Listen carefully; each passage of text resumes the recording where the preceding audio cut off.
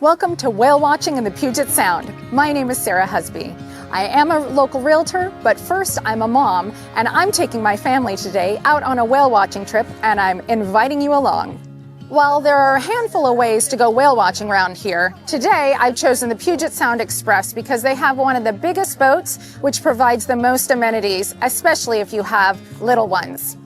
We are going to go straight on up into the Strait of Juan de Fuca, close to Canada, so you might want to make sure you have your passport with you. Just kidding.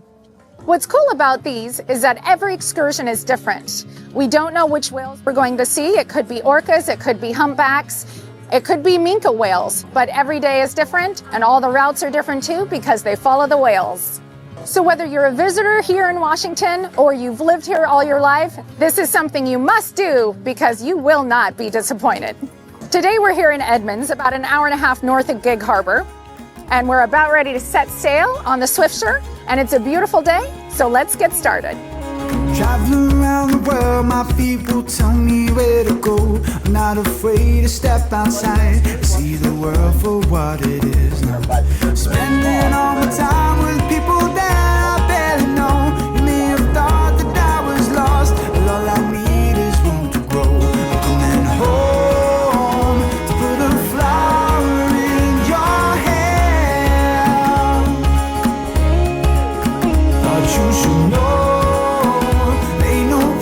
I'd rather be instead.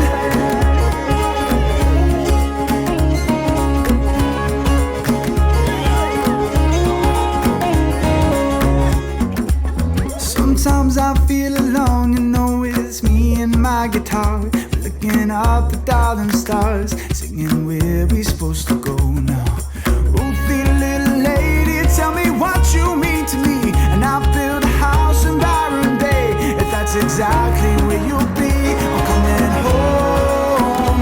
Put a flower in your hair. Thought you should know. There ain't no place I'd rather be instead. No.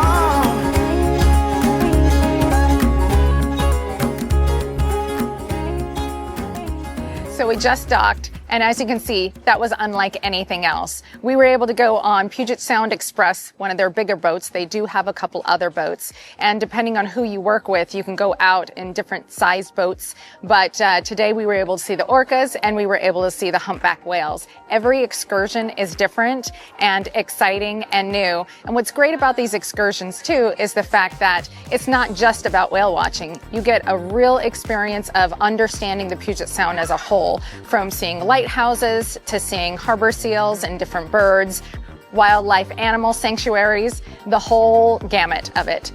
The nice thing about being in a big boat like this is that it almost feels like you're on a train, and they have amenities. You have the head, which is the bathroom. You also have a lot of space to be able to stand to be able to view the whales.